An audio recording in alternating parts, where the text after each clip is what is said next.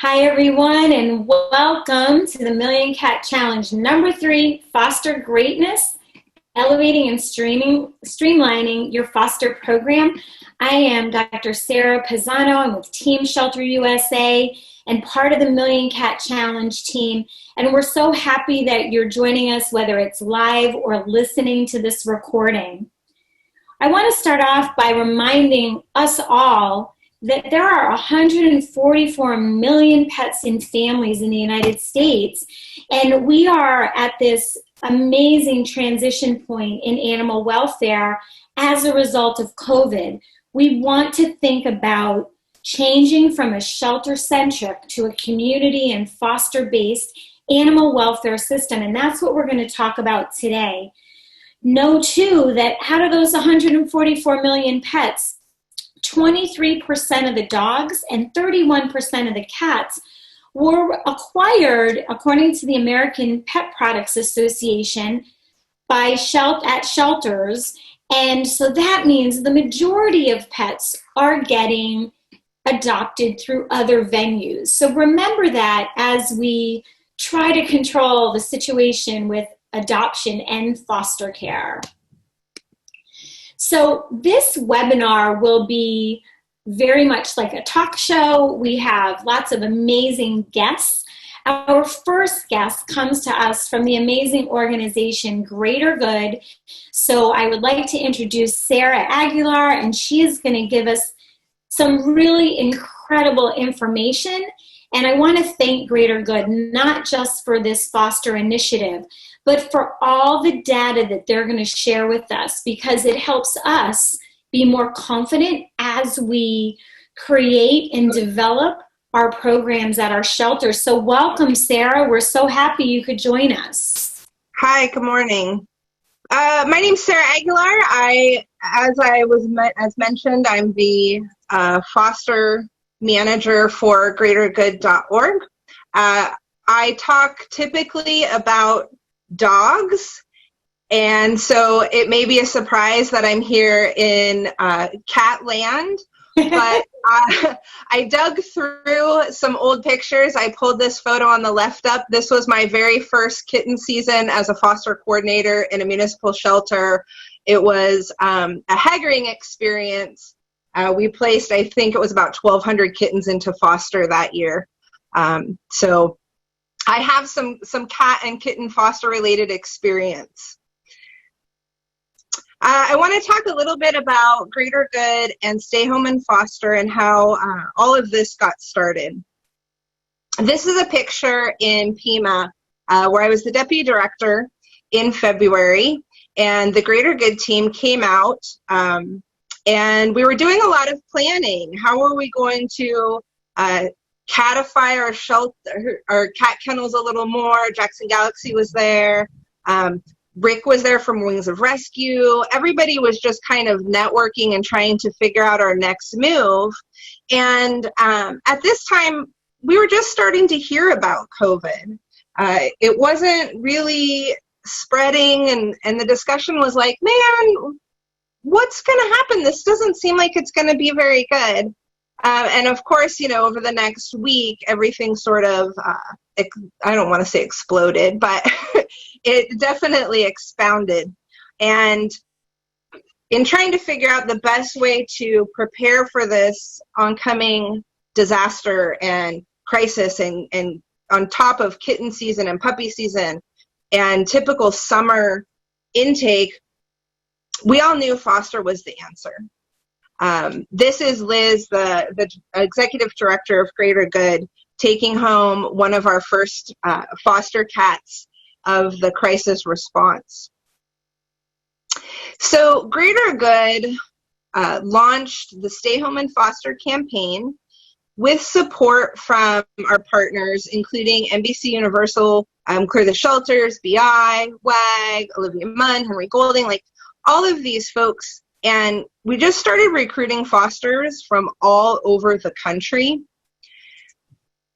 This is a couple of the ads that we ran. I don't want to spend a ton of time talking about marketing and the creation of these ads, but on our site, we've got information about creating foster recruitment advertisement campaigns on Facebook. These were two of our more successful ads, and we found that we could recruit a foster for roughly $1. And all of that information, like I said, is online. So up to this day, we've recruited just over 83,000 fosters. And you may have seen this map before. You may have seen maps similar to it. You might be tired of looking at maps at this point. But this is fosters all across the country. Somebody early on mentioned it as points of light. And it was really kind of an inspiring moment for me to think there's this many people everywhere that are interested in fostering and want to help. And we're still getting fosters signed up daily, even though there's transition back to work and school and whatnot. So who are the fosters that have signed up? We have a little bit of data about them.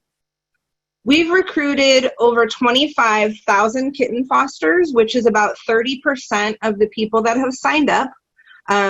I'm going to use this to plug some pets and foster. So this is Weeble. He's with Paws and Prayers Pet Rescue in Cuyahoga Falls, Ohio. He's adorable.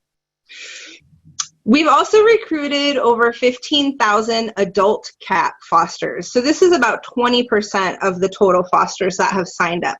I hear often that there aren't fosters for adult cats, and that's just not true. We've got tons of them. If you need, we'll connect you. This is Chamomile. Chamomile is being fostered about an hour outside of New York City with tender loving cats. And the thing that was really, really cool to me, though, is that we've recruited over 3,500 people who are interested in taking medical cats. I know this is one of the places that shelters often struggle with placing cats who need medical care, either diabetes or urinary issues, allergies. There's a whole variety of things. This is Violet, who's in a medical foster in Hampton, Virginia, and is going to an ophthalmologist on a regular basis for some eye treatment. But what else do we know about these fosters? So we've had almost 70% of the people who have signed up and responded to our ad campaign who are under the age of 34, and over 47% of these folks have no kids or other pets. So these are kind of the unicorn fosters where shelters are saying there's not enough of these folks. But what we've learned from them is not that we don't have enough of them, but we're not reaching them. So I get hundreds of emails from folks who are saying, I didn't know what foster was. I didn't know that foster was needed. I didn't know that I could foster, which means that all of us as animal welfare advocates, as foster coordinators, as life-saving organizations, we're not reaching everyone. That there are more fosters out there, and we're just not reaching them. This is Bandit. Bandit's in foster in Houston, and the two little kittens from the slide before are in foster also in, I'm going to mess it up. They're in Vincentian SPCA. Sorry, that one was a hard one. So even in places like Tucson, where over 5,000 pets are going to foster every year, and they talk about foster all the time, there was still nearly 1,000 people that signed up to foster in the first week of the Stay Home and Foster marketing. So to me, I was thinking, there's no way we're going to have this huge influx. We already talk about foster. We already recruit fosters. We already send everything to foster. And to know that there was this additional population that we weren't reaching really kind of confirmed for me that as animal welfare advocates, we just need to do better at connecting with our communities. So some of the ways that you can do that is making foster part of your everyday operations.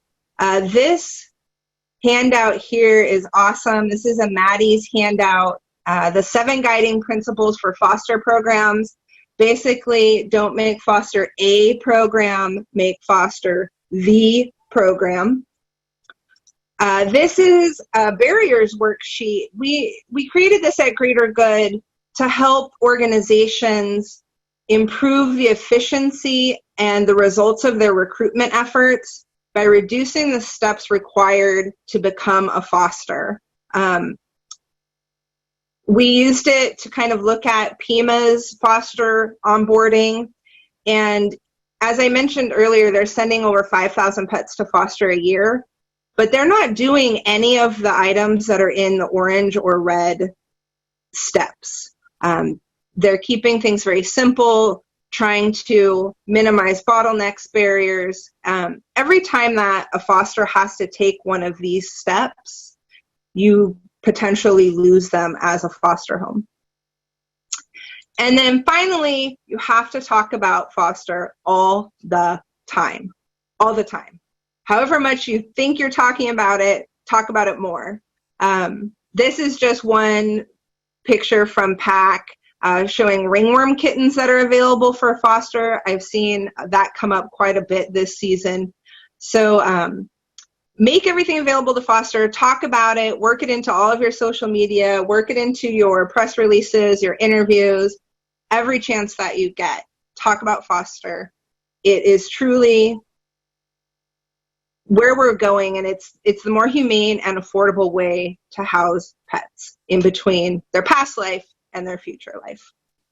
Awesome. Thank you so much, Sara. It's just amazing stats. And the other stat I'd like you to share with everyone, too, is I think you shared with me about 50% of those 83,000 people also said that they would foster large breed dogs, including a lot of pit bulls, correct?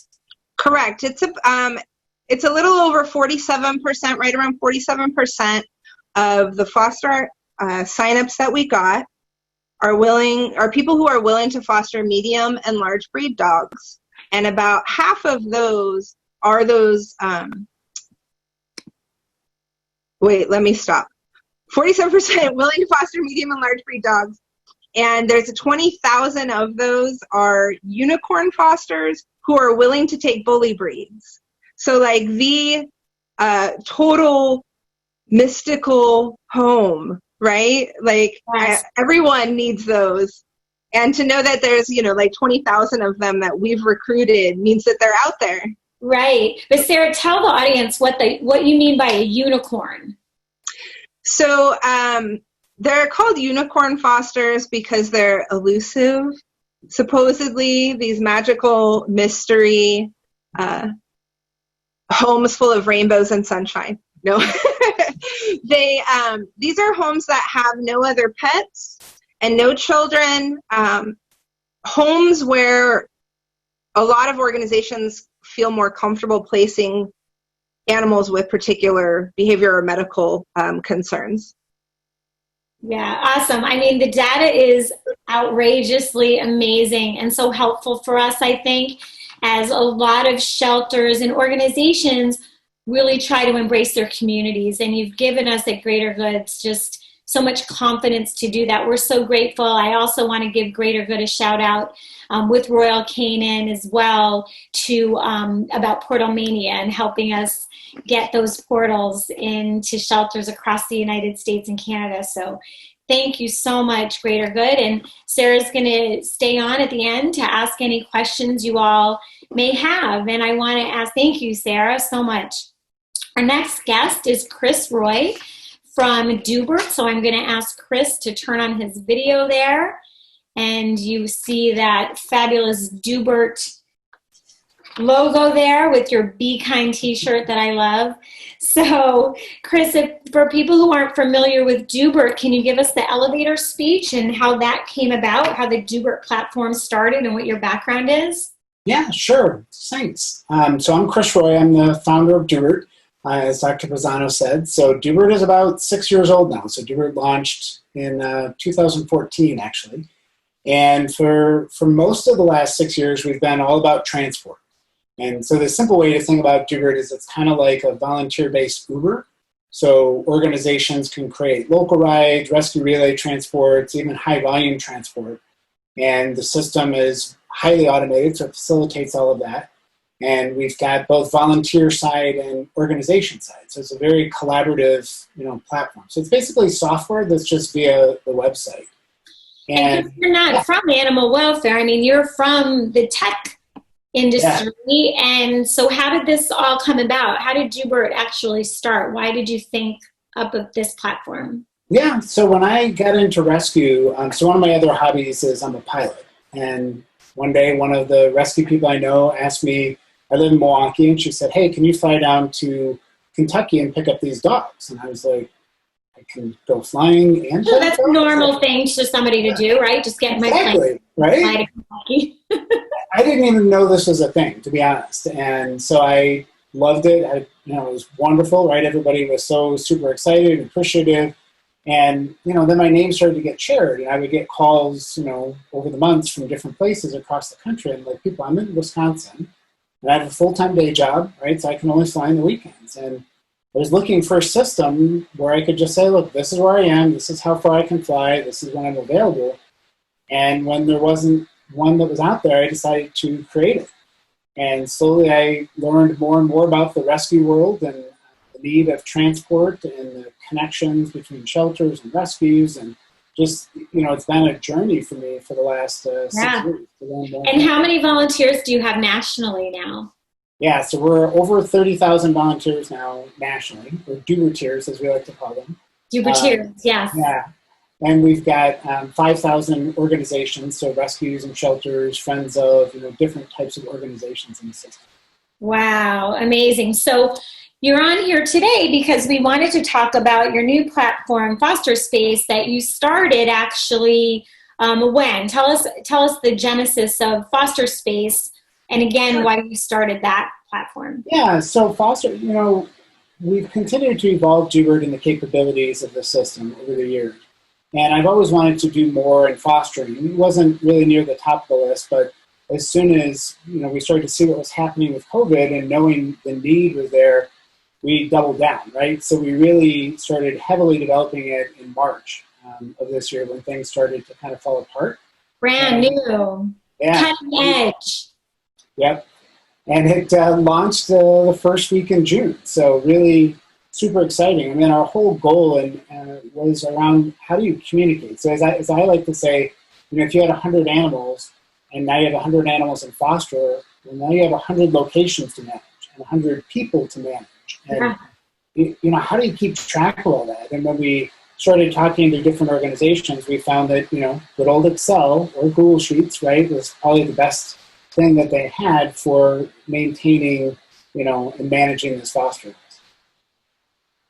Right. And so the Foster Space, is that compatible with all the different shelter softwares? Because there's such a variety now, and so many shelters use a variety of systems. Can you talk about that? Yeah. So, one of the things we're trying to do is to make it as easy as possible, right? We don't want to have people typing things into multiple places. So we can import your animals from Shelter Love, Shelter Buddy, Pet Point, Shelter Manager, rescue groups, and then we're working with a couple of them that'll allow us even to push information back. So we're doing whatever we can to try and make it seamless, since everybody's got different shelter management software, like you said, and we don't want to have you maintain things in two places. Right. And I'm a child of the 60s, so I'm one of those that's intimidated by new software and apps and technology. So how can you calm I know my people are out there listening and feel the same way, and oh my gosh, it's too scary, it's going to be too hard.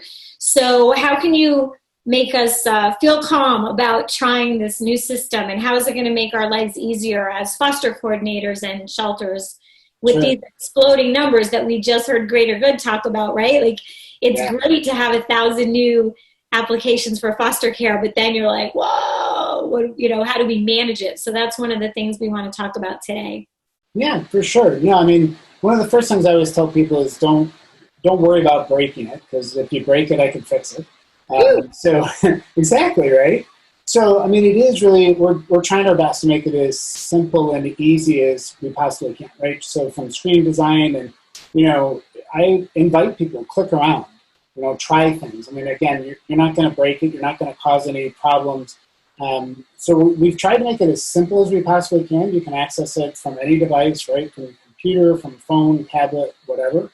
So everything's all stored in the cloud. Everything's all backed up in the cloud, right? You don't have to worry about any of that kind of stuff. Awesome. Well, do you want to share your screen and show us a couple things that will kind of bring it to life for everybody?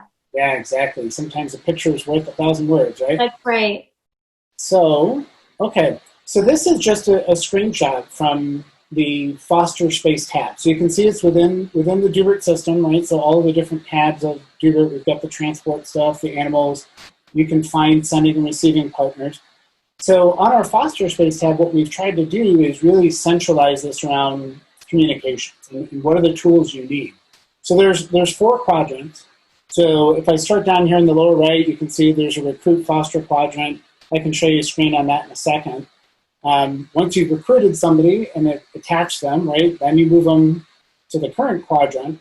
And you'll notice here it's a little hard to see, but there's an organization phone number. One of the things that was really important when we did this is we wanted to make it easy for an organization to have their own phone number that they could send and receive text messages through. And that way, when somebody's texting, they're texting you. They're not texting me. They're just using the Doobert system. It's coming into you through the Doobert dashboard. So you'll notice that text. I can do that. Yeah, see, that's what I figured, right? I've got your mind on these things. So the messages quadrant is similar to what you'd expect, right? When you're texting from a computer or something like that, you're sending and receiving text messages there. So we've got a couple of different ways you can do that in the system. And then you'll notice on the left, I've even got some more, I call them more global things, where you can text groups of people by different tags. You could text all your neonate fosters or all your available fosters or your, any way that you want to do it, as well as invite them to events and things like that. And then the final piece is really, one of the nice things about Doobert is we've got, as I mentioned, 2 sides. So this is what you're seeing as the organization view. So if you're logged in as an organization on Foster Space, this is what you'll see. But the volunteers or the Dooberteers have a portal where they log in as well, same place, but they'll see something different. So they'll see their animals that are connected to them, and they can message you, and then they can open up tickets. And the idea of tickets, kind of think of it like a help desk ticket. So if somebody had a question, or maybe they needed some supplies, or they had a medical question, you can see we've got different types of tickets that they're going to be able to put into you. And then a way for you to just kind of manage these different questions and requests coming in from your foster. So let me show you a couple of the detailed screens here and just kind of highlight a couple of things. And I'm more than happy to make all of this available to anybody. We've got videos and stuff that accompany it. But the recruiting side of this, yeah, it's great that we can create and send out to our 30,000 volunteers a foster need, right, for a particular animal. But one of the other things we really want to do is to help you to use what you already have. So you'll notice here that you can connect your Facebook page.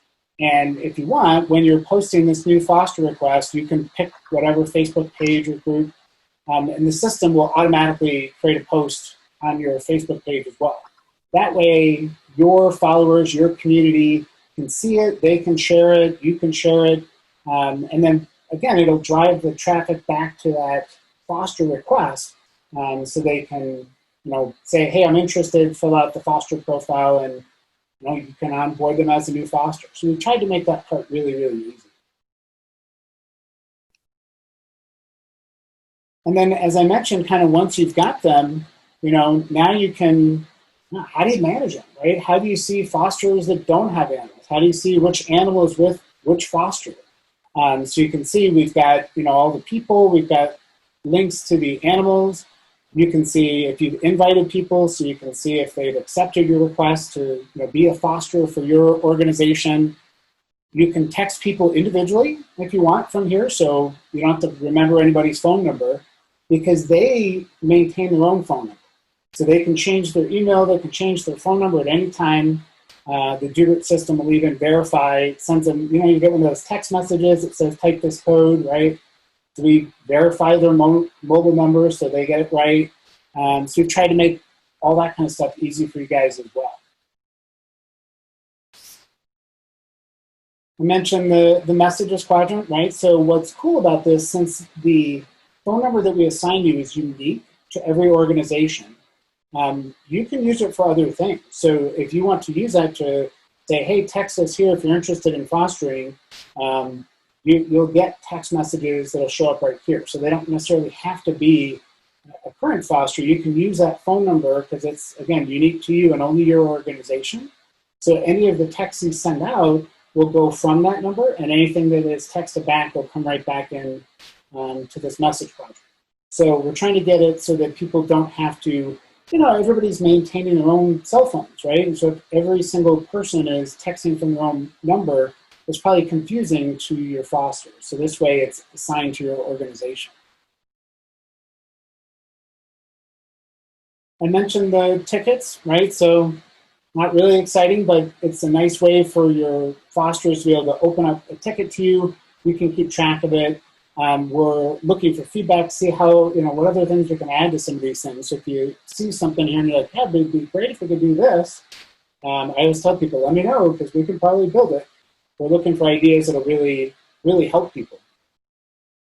So now the really cool stuff, yeah, so this is where I think people will really like this, because it's nice to be able to do things one-off, right? But, if you have 100 or, as you said, 1,000 fosters, right, how are you going to communicate to all those people? You don't want to have to do that individually. So you can send out what we call an announcement. It's still a two-way text. They can text you back. But what we've done is we've made it easy. So you can select the recipients by either our tags, or you can actually kind of set up your own tagging system. So you can tag animals with whatever you want. You can tag the foster people with whatever you want. It's only visible to your organization. So you can tag them as, neonate foster or Southwest Side foster or, new foster, whatever you want to do. And then when you use those tags, that's how the system is going to decide, who to send that text message to. And so then what we've done is we've made it so you can put an email message and a text message, because not everybody is as savvy as you, Dr. Pizano, that is going to use text message. So some people may want an email. So you essentially create two versions of your announcement, and then you can either send it now or send it later. And we're working on setting up recurring things. So imagine if you scheduled a text that every Monday sent to your new fosters, for example, or once a month you want to tag your dog fosters and send them something. So we're trying to give you guys the tools to set up your program your way, so that you can text people. And then if they reply to the text again, it comes back to you on that quadrant. And then kind of the final piece is that we have right now with version 1 here is an invitation. So just like you would invite people to a meeting, in Microsoft Outlook or something like that, very similar, except for now you're doing this with fosters. So if you're setting up an event, or you were, trying to, invite them to something else, you can push it out this way. It puts the invite, if they accept it, it puts it on the animal's calendar, right? So that you can see that event's on the calendar, and of course they can. And, really what it's designed to do is to manage, right? Who accepted, declined, didn't respond. One of the great pieces of feedback we got from people was, hey, this would be great. Could you also make it work in reverse so that we could set up appointments, slots, and let people book? So that's something that we're working on, and hope to launch that this fall as well, to make it work that way, where you could set up, say, spay and neuter appointments, something like that, and let your fosters, book an available appointment slot so that you don't have to keep track of it all. So that's kind of what we've got. And then, as I mentioned, what's really unique about Doobert is we've got the portal for the volunteers. So they can log in, they can maintain their own foster profile.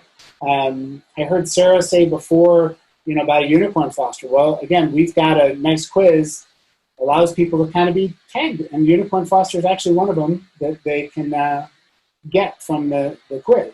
So what we're trying to do is just give them an identity, make them feel connected as a volunteer. Any foster animals will show up for them here.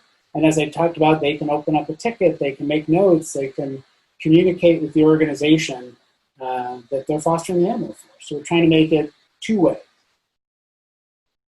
So that's kind of the quick overview. I don't want to take up too much time, but... Yeah, that was perfect. Thank you. Simple enough?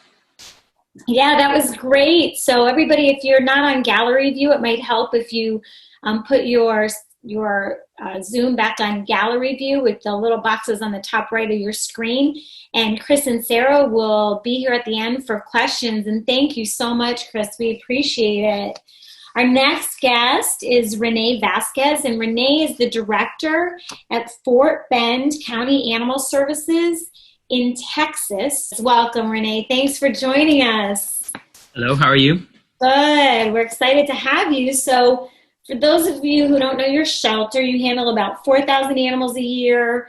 You can house about 200 dogs and about 70 cats. I do want to talk about your foster care program and how you had to pivot, but I want to start with something that I think has been one of the most impactful things you did in the last couple of years with your TNR and your SNR programs. Can you talk about that? Yeah, and when absolutely. you started that? That was 2 years ago, right? Yes, it was around June 6, 2018. Well, before that, we knew that we were really kicking butt, getting all the dogs out. We were getting them in foster homes a lot easier than cats, but we struggled with our feral, where our community cats, our feral cats. Unfortunately, Fort Bend County, like a lot of other counties and cities, we had a leash law for cats. So that was always the challenge of how can we change that and start from, basically from the top and get it down, just because we were always scared. Well, how can we sneak around and do TNR, but yet we're supposed to be enforcing a leash law on cats?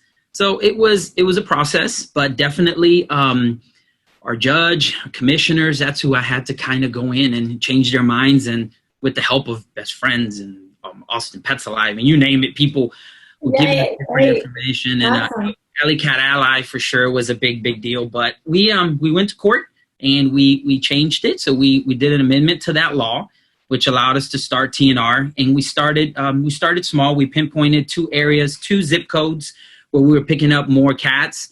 And so we spoke to both of those mayors if we can do the trap, neuter, return, and we explained to them what it was, and they both said yes. So we kicked it off with 2 zip codes, and I mean, we've hit the door running after that. I think it must have been maybe 6 months, and then we did the whole county. So we started our whole county, and Awesome. It's been, I don't even know how to explain it. It's definitely the biggest life-saving program that we have done. Like I said, it was a challenge.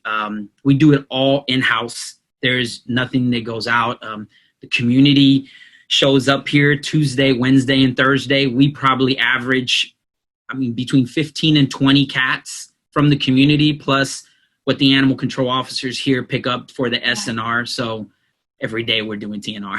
Awesome. And Renee, since that time, how have your euthanasia numbers been? How did you decrease euthanasia by quite a bit? Absolutely, yeah. Before we used to probably pick up maybe around 500 feral cats. So just imagine that. We've already saved that, plus what the community's bringing. But yeah, we're well over 90% with dogs and cats for at least since 2018 for both of them. So we're really proud of that. Amazing. You should be proud. Congratulations. And I bring this up for everybody because you see the link between your need for foster care and a TNR and SNR program, and how it can dwarf your need for foster care because you can cut off those suppliers, right? Those kitten suppliers, right?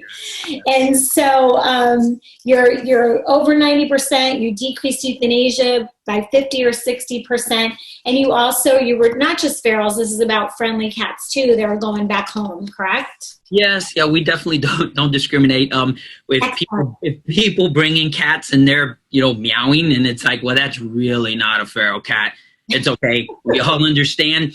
I feel that we're kind of as the animal services. We're in that position to, stop the breeding. And if we can stop that, I mean, if we can help anyone, then that's what we do. We don't charge.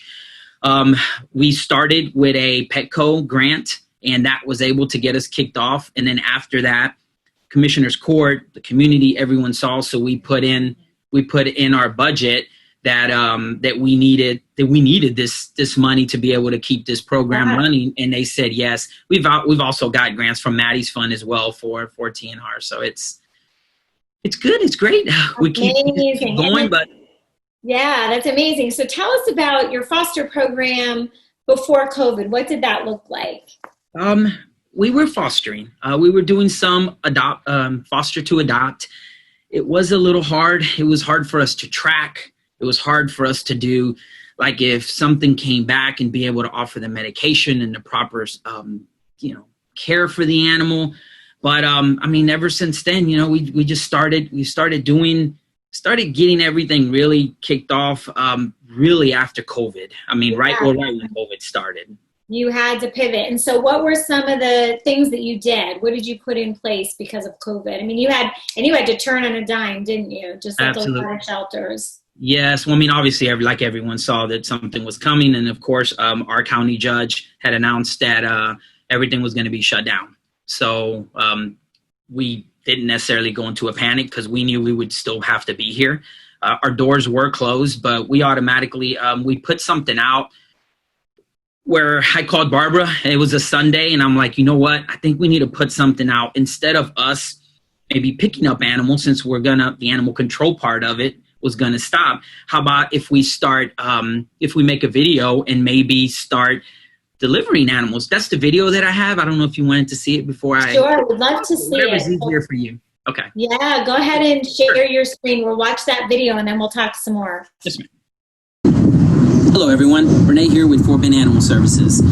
Hope everyone is staying safe. With that being said, during this time, we continue to pick up animals. We're not slowing down. We're still doing our same thing. The only thing we are seeing a slowdown is in the public coming to the shelter due to, obviously, the concerns that's going on right now. So what we want to do is put something out there where if you pick an animal and you see something on our Facebook page, Pet Harbor, or if you want to call up here and see what we have, we would be willing to deliver any animal in Fort Bend County, and we would take it ourselves. We'll go to your house, we'll introduce y'all, and hopefully that it's a match for either a foster or an adoption. We continue to stay full, so that's something that where our main focus is, and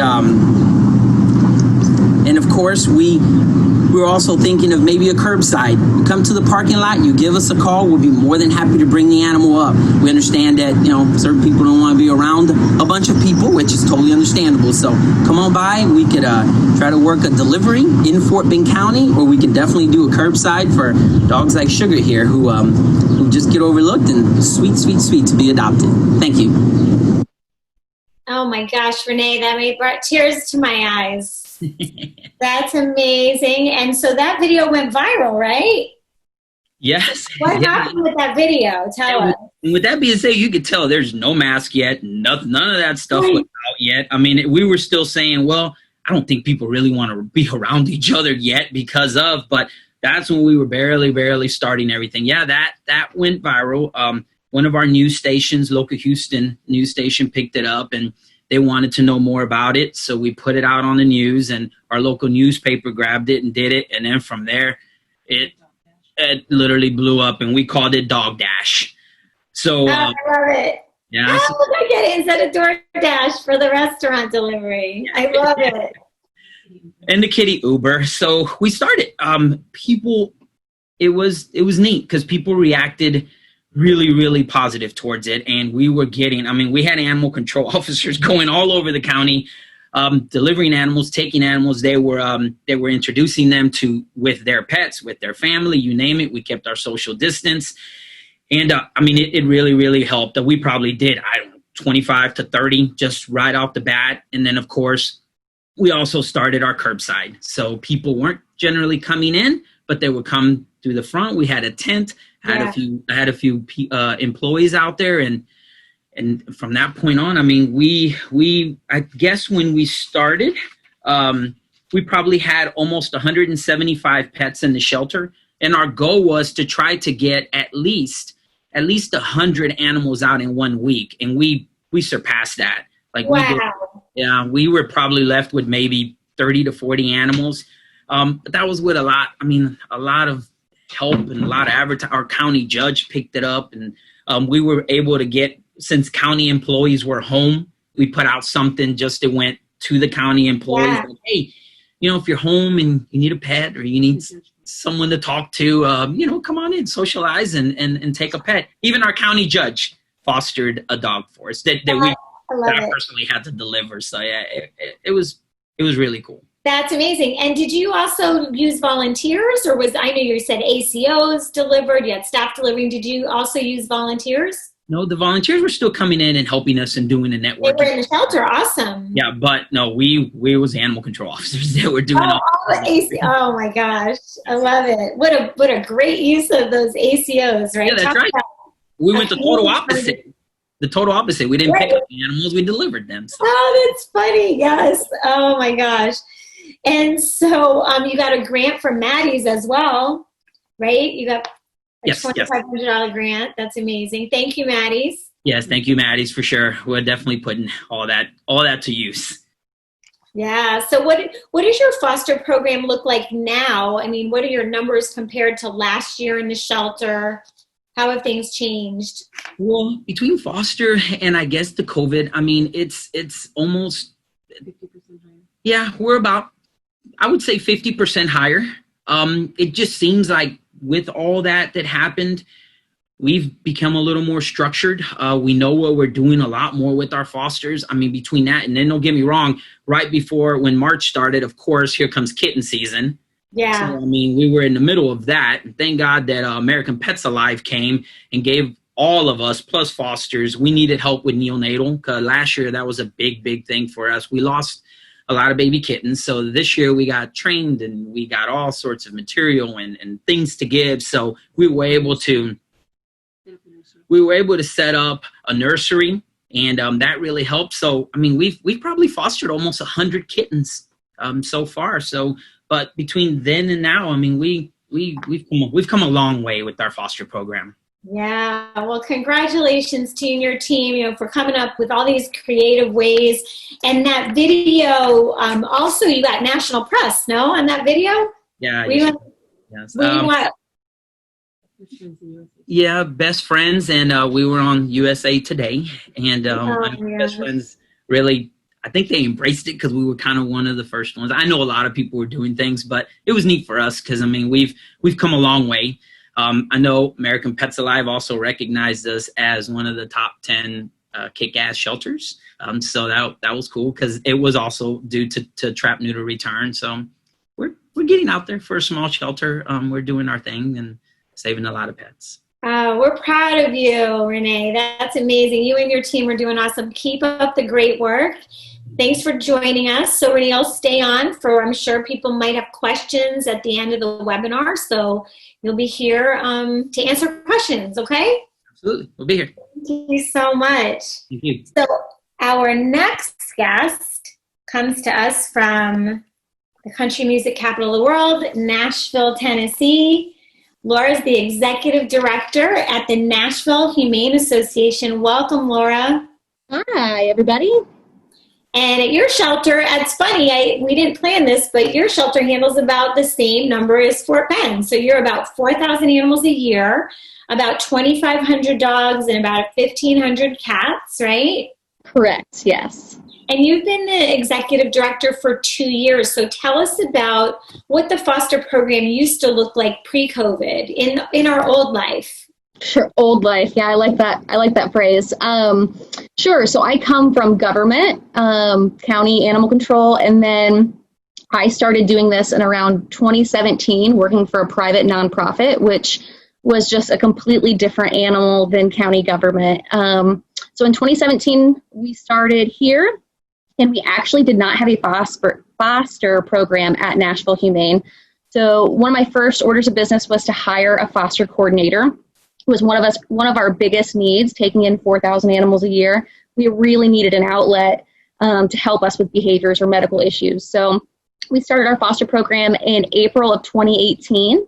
And we started out with about 100 fosters. We have a closed Facebook foster group where we communicate.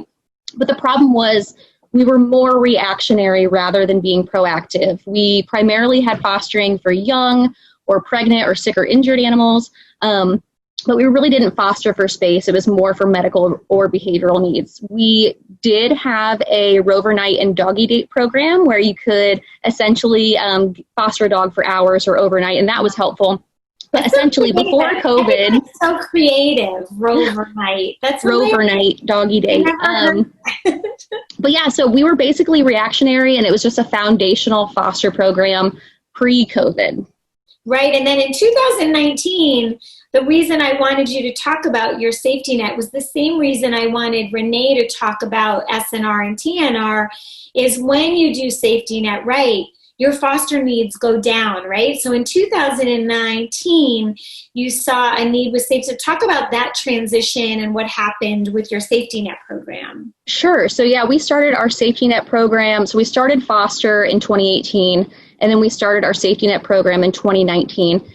And that was really a big adjustment for our team, because for so long we've been sheltering and telling folks like, you know, Nashville Humane is the place that you want animals to go, which is true. We want to have a good reputation. We want people to think of us first when thinking of animal sheltering, but we don't want your animals. You know, if you love them, you're taking good care of them, we want them to stay in the community.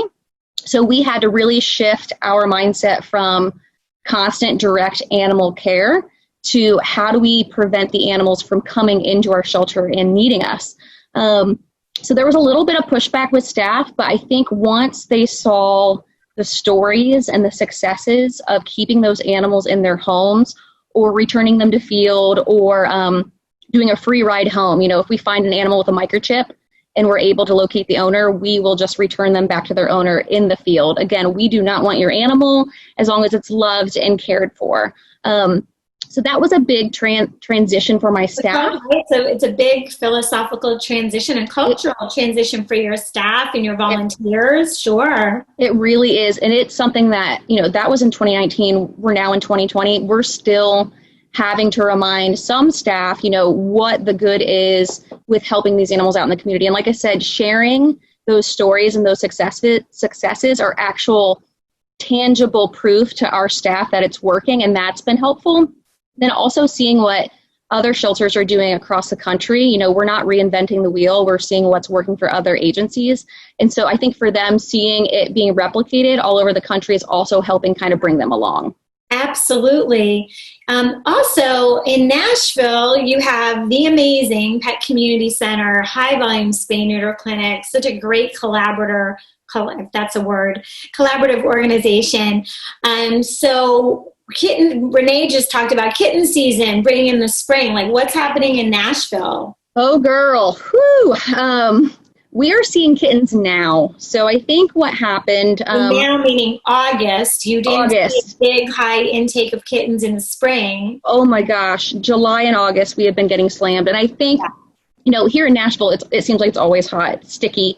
But it really starts to get hot in April and May. And this year we had COVID during those months. And so unfortunately, animal sterilization was deemed unessential during COVID. So all of those animals that Pet Community Center and other folks that we collaborate with didn't get sterilized. So we're now seeing the fruits of their labor in August and having to find a ton of homes for unwanted puppies and kittens. So it really solidified the fact of the importance of spaying and neutering and of collaborating with our partners in the community.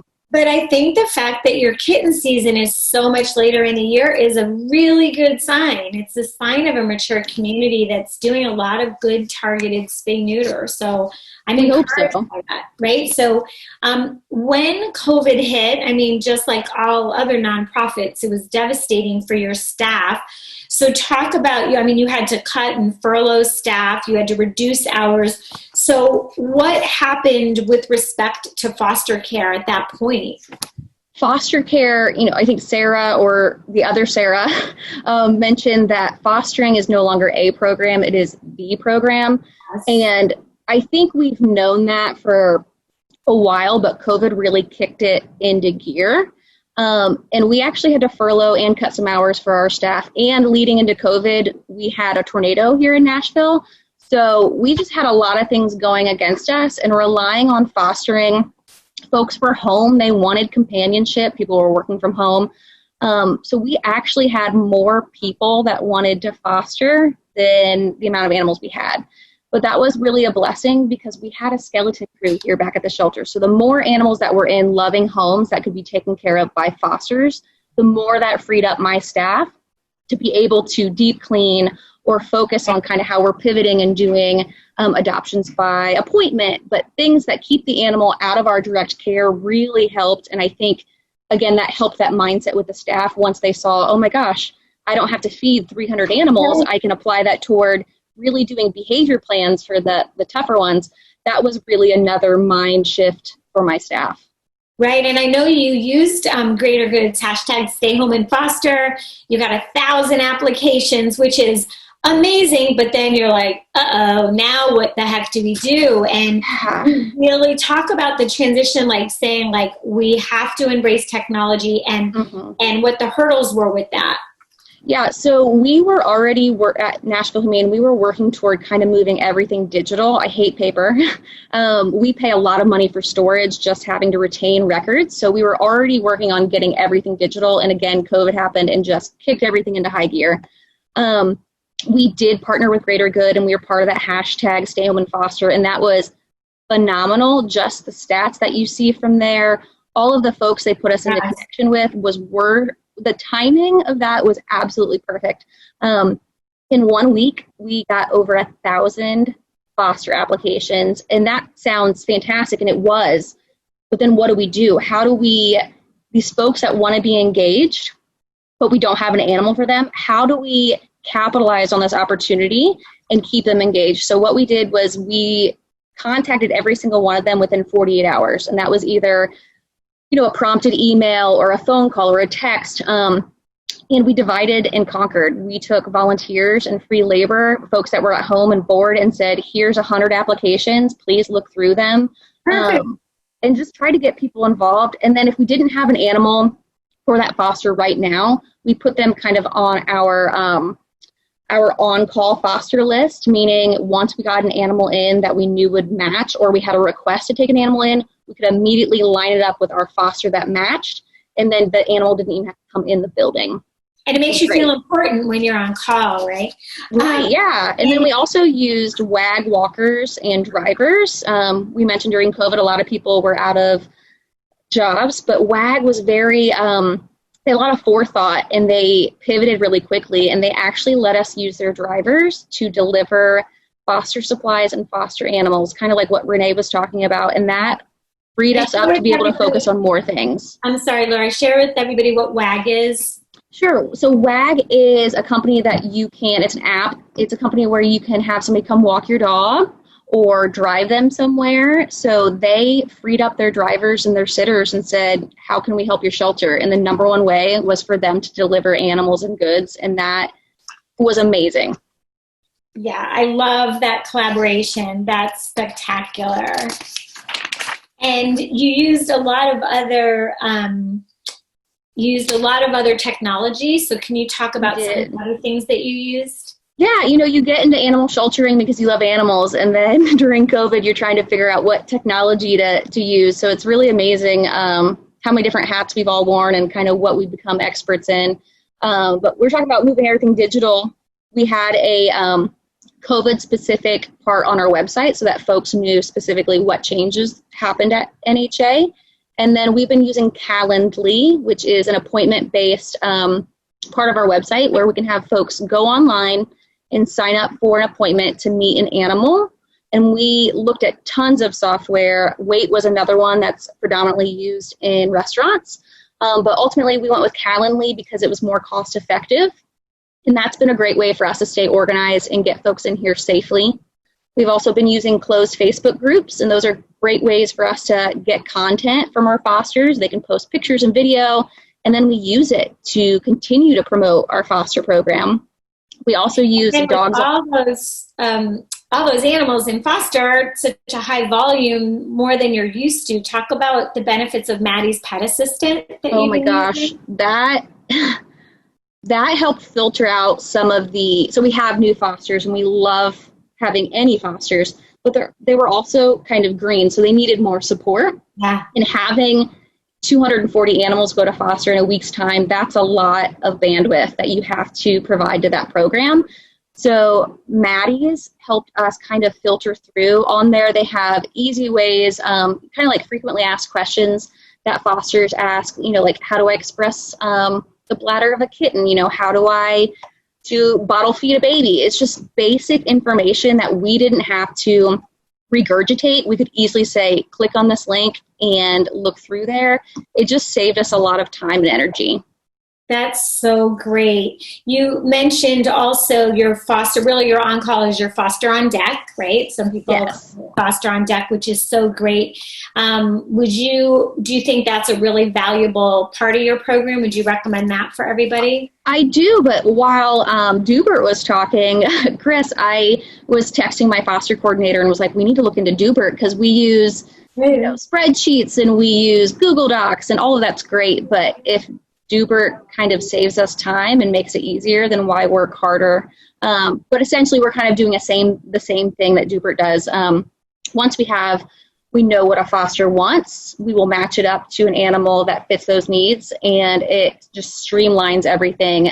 It takes kind of our work out of it. Everything's kind of automated. Yeah, you also shared with me that you have a dedicated phone for fosters too. So Maddie's pet assistant could be like first level, but then if somebody, talk about what the phone is. It's like the back phone gets passed around, right? Yeah. So we have a leadership team here at Nashville Humane, and we have a phone. And I mentioned that some of the fosters were very green, and we wanted to provide them support. So we did use the Maddies as the first tier, kind of filter through foundational basic issues with fostering. And then if it rose to a level that the foster needed more support, they would text or call the online or the on-call phone number, which would be me, or we have two vets here, pass the phone around. And that way that person knew that they were heard and that they were valuable. And that way we could figure out if there was, in fact, an emergency. And there were two during COVID. But it was better for everybody. The animals getting the best care were involved, and then the foster feels supported. And it really wasn't that much additional work because of Maddie's filtration process that really helped us out. That's amazing. So in 2 weeks, we have our adoption webinar, but talk about how you transitioned fosters straight to adoption, because that was very different for your shelter, right? Yeah. So we're having our fosters advocate for adoption because, like you mentioned, we're helping more animals. Our bandwidth is heavier. So how do we provide the best customer service possible? So we have our fosters advocating for adoption, and if they find somebody that they think is interested, or if we post their foster animal on our website, if someone's interested, what we do is we contact the foster and let them know whether or not the applicant is approved, and that at that point, the foster then will Zoom with a potential adopter and really advocate for that animal. They know the animal's personality in their home. They let us know if they're comfortable with the adopter, and if so, then we both give a thumbs up and the animal gets adopted from the foster home, not having to physically come back in the building. That's amazing, unless they need to be spayed or neutered. Correct, yes, which we're trying to send the majority of them out spayed, neutered, but like we mentioned earlier, sterilization is a little bit of a linchpin recently. Yes, exactly. Well, I'm really happy to hear about that system because, way back when, shelters like mine 20 years ago, they went to foster, then they came back to the shelter, so it was a double intake. And now I think, what the heck was I thinking?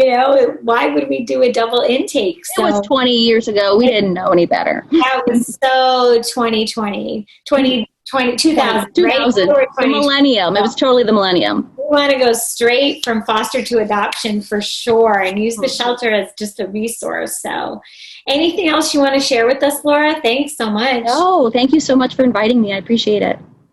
That's awesome. So Laura will be here as well to answer any questions at the end.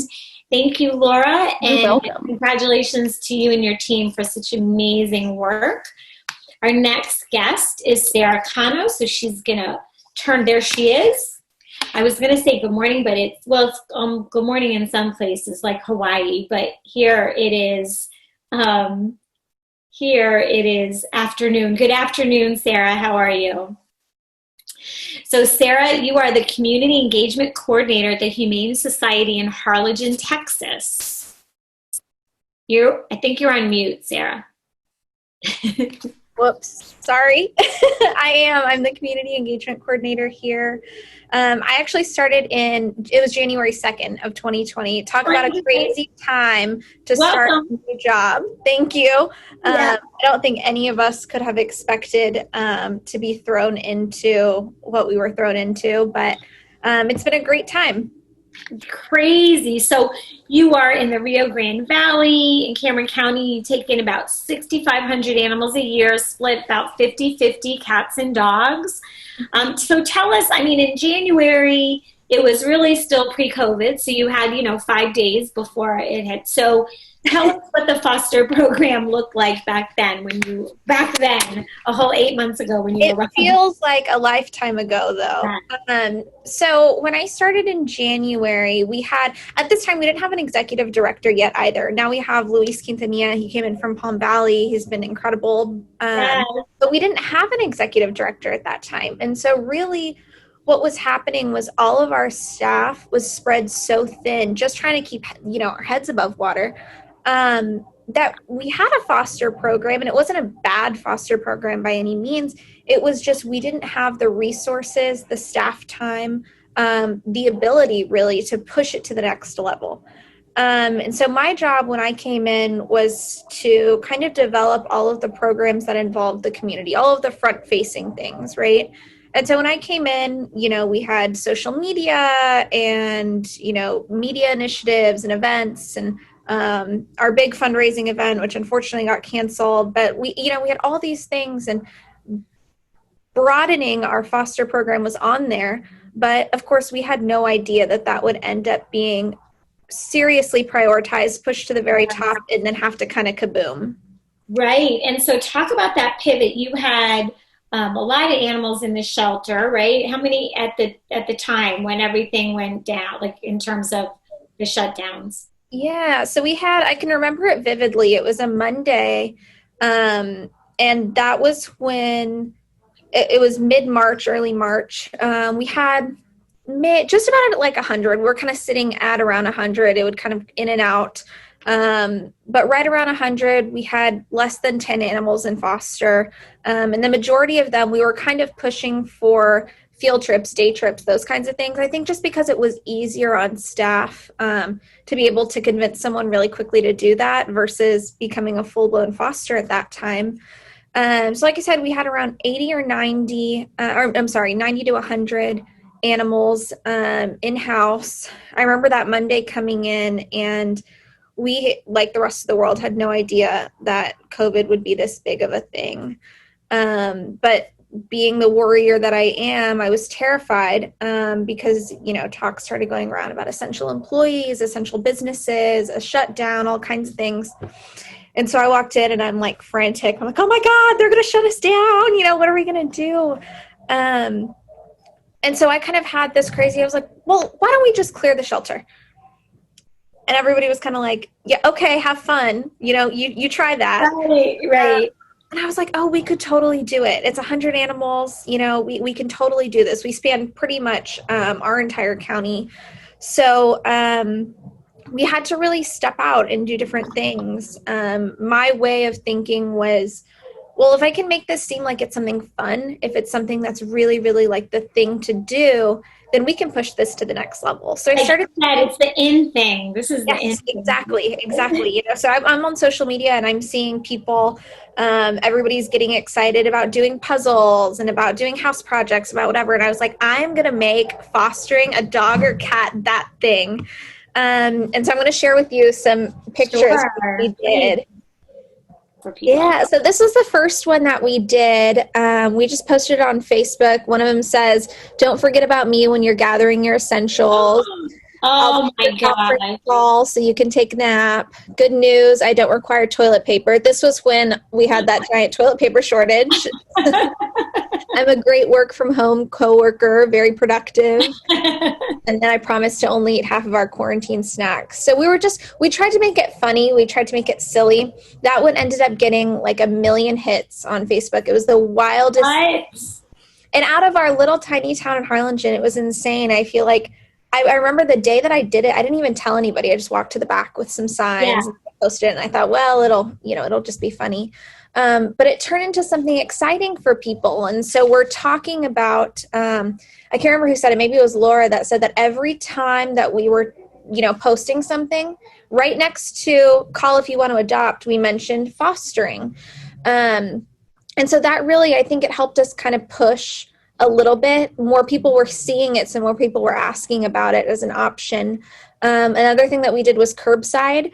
Our grocery store down here, it's called HEB, and so this is their logo here at the bottom. And I changed it up a bit to do HSH curbside. It's incredible that we never got a cease and desist letter. I totally recommend this one, but it worked. Yes, don't try this at home, but oh my gosh, that's amazing. So it was, we put it outside. We made it look just like they do at HEB, or it's like pull up, tell us what slot you're in. It was funny, it was exciting. Here are kind of some pictures of us doing the curbside. And you can see all of this started, same thing, before really wearing masks were a big deal. You can see our staff in the back. No one was wearing masks. So whether or not it was actually safer is one thing, but it really was just, it made people feel like it was the thing to do.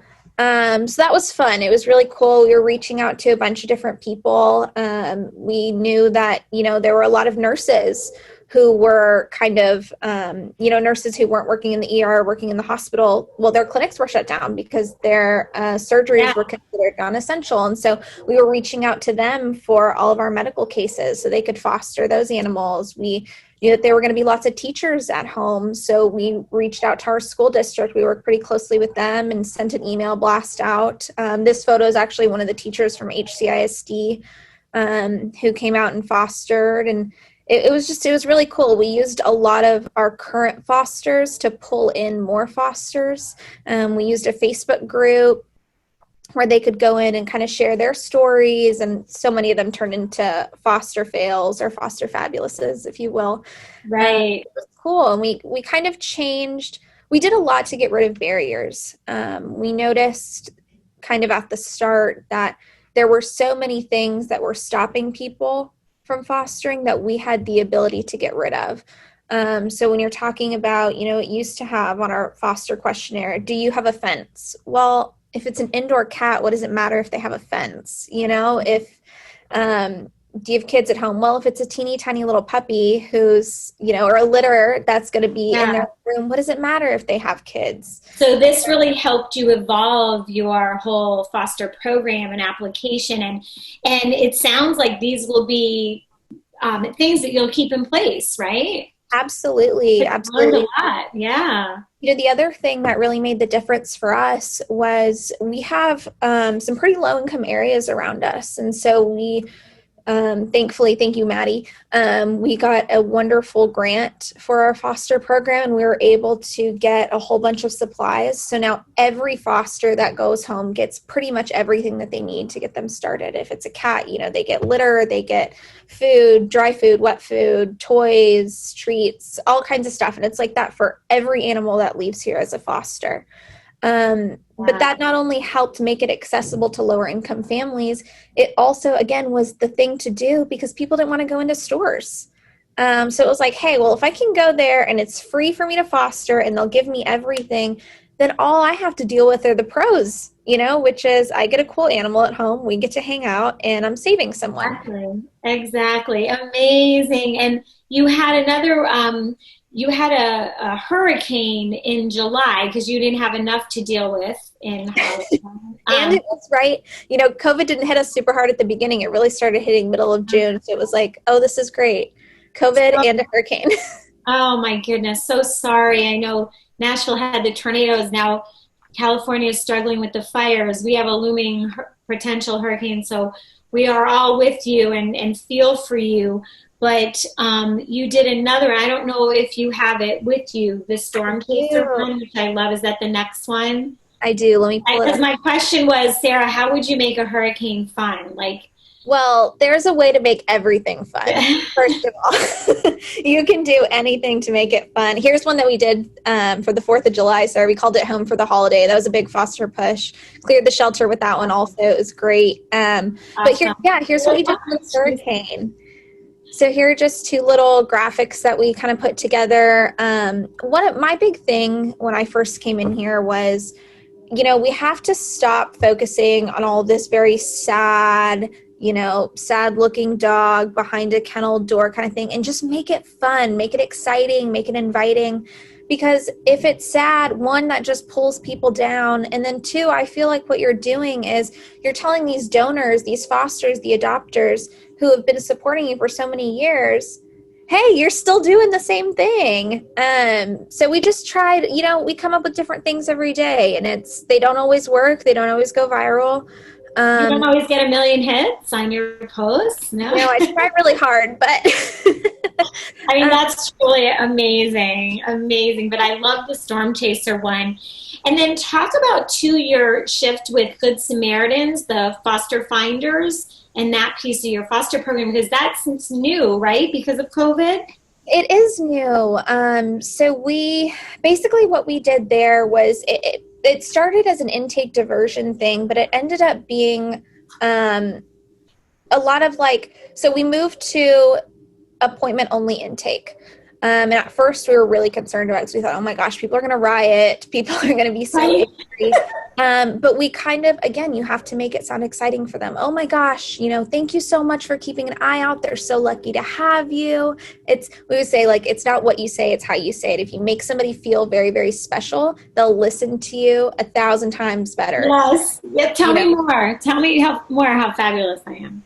Yes. Tell me more about myself. Keep hyping me up.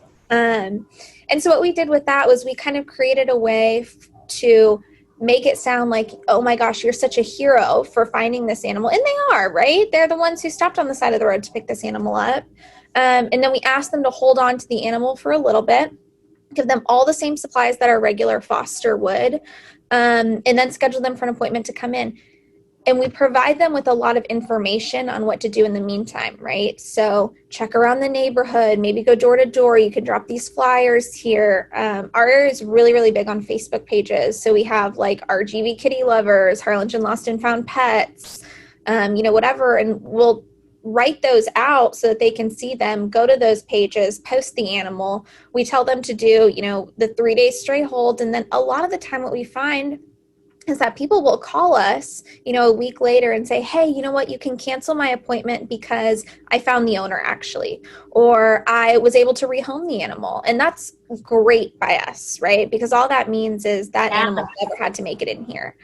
And Sarah, do you all track that? You keep stats for those two? Awesome, because that tells a really, really important story. That's important. We do. And we, kind of like Laura said earlier too, where we're advocating for our fosters to find homes also. So we do that with all of our regular fosters. We also have a virtual foster program that we implemented.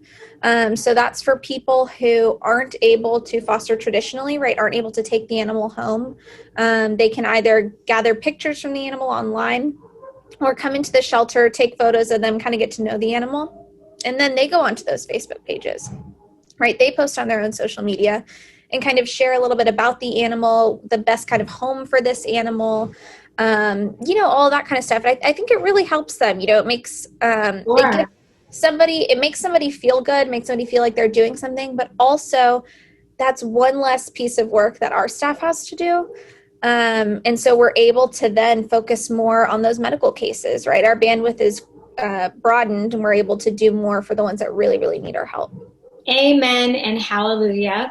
And you skipped over a slide, but those were empty cages, I think you showed, which is my favorite thing to see. Empty cages because they're all in a home. That's amazing. They are. So we've completely cleared our kennels, say about 4 or 5 times now since COVID started. And it was when we did the first one in March, we made the decision to try to push for empty kennels on a Wednesday. And then by Friday, we were completely cleared. So we got about 100 animals into foster forever homes in 3 days. And that was the first time that ever happened here. So we opened them all up and we left everything open all night so that when morning staff came in, they could see, because no one here had ever seen that before. It brings tears to my eyes. It's really, I know. I still get goosebumps talking about it. It was an incredible, incredible day. I'm so proud of you all. We know, Luis, we're so jazzed to hear about all of this, and I know everybody appreciates it. Thank you so much, Sara, for joining us, and you're going to stay on for any questions. Thank you. And I am going to share my screen, and I want to thank Royal Canin. Oh my goodness, we are so excited that Royal Canin is one of the sponsors of this webinar series, along with Maddie's, but Royal Canin has a partnership program now. We hope you know about it for shelters. There's lots of great discounts. You can earn free food. So please check out their website and learn about their shelter feeding program. We're happy to be working with Royal Canin. They're also supplying 50 boxes to a very lucky winner of today's webinar. You're going to find out next week. But in this box, these are boxes for your adopters.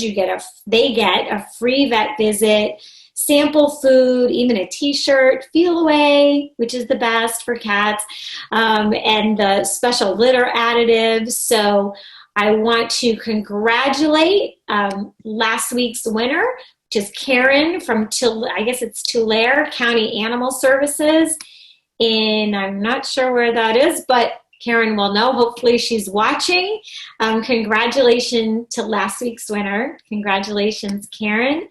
And next week, we have in our webinar series, Dr. Cindy Delaney, who's going to be talking about kitten care in the shelter, and followed by the last one, which is number 5, and that's my webinar on adoptions.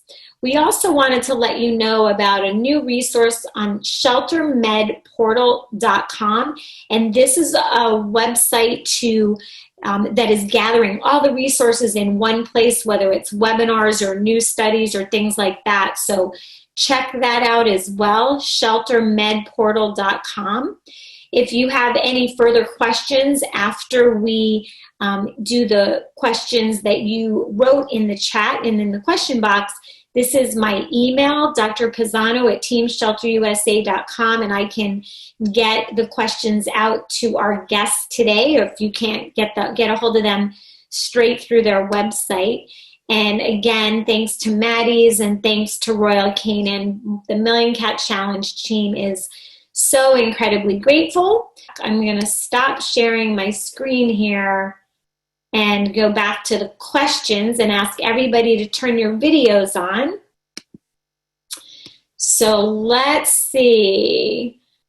This is for Renee. Well done. Can you give suggestions for encouraging hesitant ACOs to adopt your approach? Excellent question, Sherry. Whew, that is a good question. Yeah, that's a good question. I guess the way we presented it was we had been saving so, like I said earlier, it was funny how it wasn't hard to do the dogs. Well, it was, but not as hard for the cats. I guess we were just so used to getting these cats, bringing them in, and I don't want to go through the steps of how it was just to realize if a cat was feral or not, trying to scan it for a microchip, so on and so forth. So just explaining, like I said, Alley Cat Ally really stepped in and helped us also with how to deter. I guess a lot of their biggest fears was, what if we go out there and someone comes and yells at us because we're releasing a cat?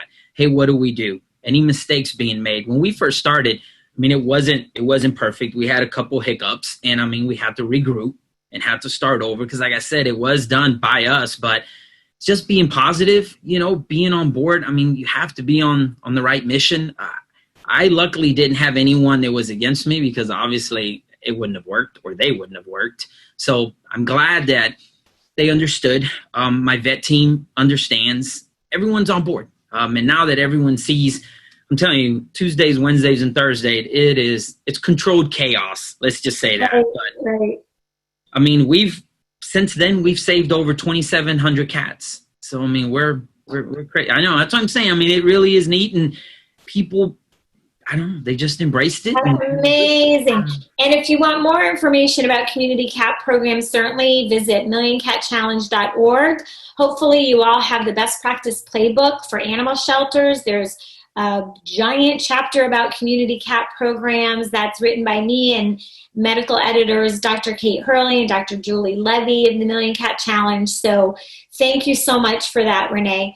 Let's see, this is for Laura and Renee. Are there any tips or recommendations you have on how your organizations capitalize on foster networks as much as possible while being mindful of burnout and compassion fatigue? So Laura, why don't you take that one? Sure. Yeah, I think watching for burnout and compassion fatigue, we check in with our fosters constantly, at least once a week, even if they're not currently fostering.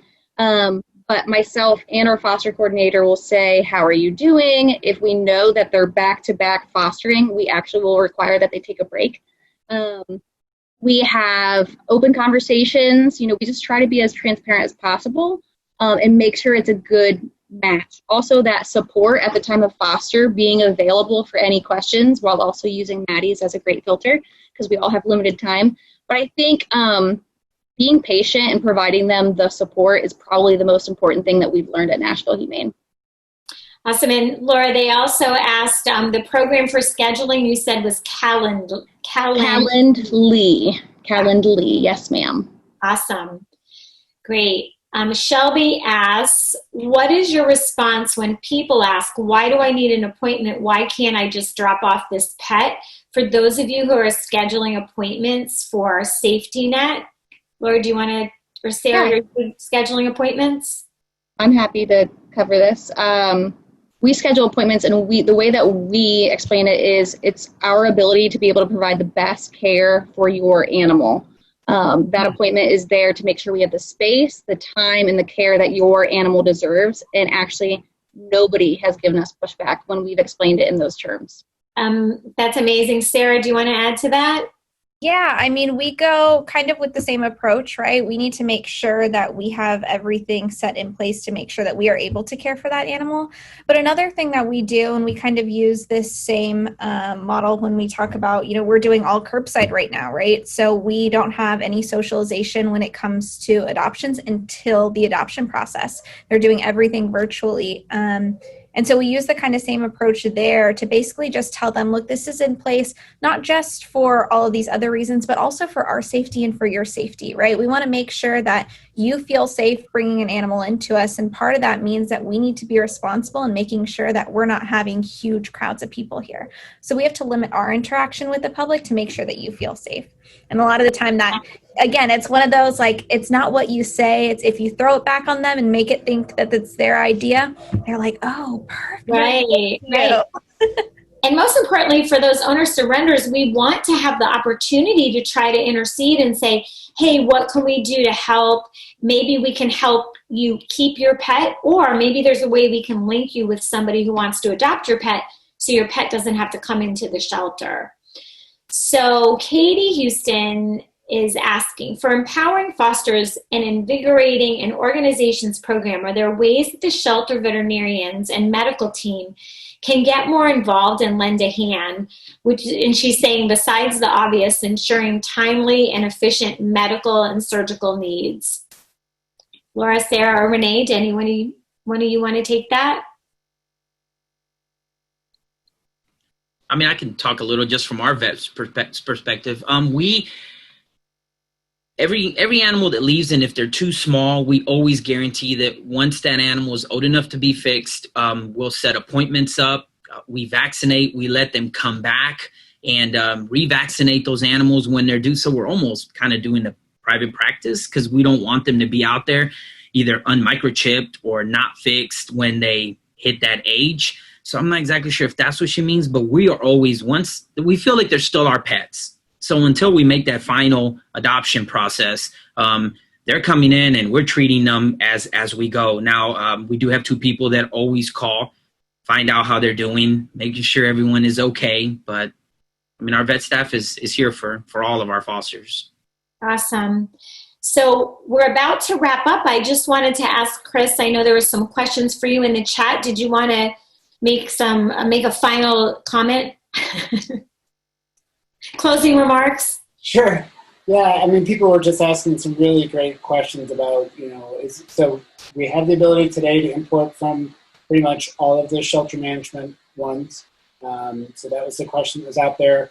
I don't have the ability to do the scheduling yet, where you set up the appointments and the volunteers do that, but that's something we're working on. We have it the other way around. People are asking about tags. So your organization can tag a foster person and a foster animal with whatever tags you want, and they don't see it. So that's hidden from the volunteer, if you will. So you can make notes, you can make tags. That way you can kind of manage things your way. And then obviously those tags can be used when you're communicating, right? So that's how the system will select who to send the message to. So my final plug would just be love feedback, love ideas. Please reach out to me, let me know, because if you can dream it, we can build it. That's awesome. Well, I want to thank our Million Cat Challenge team, Royal Canin for sponsoring this webinar, Maddie's for hosting us, Greater Good for all the amazing work, all of you, the guests today. There's so many positive comments in the chat, and I want to thank you for all your amazing work and sharing what you've been through, your challenges and your success. We're really proud of you. Thanks for joining us. Bye, everybody.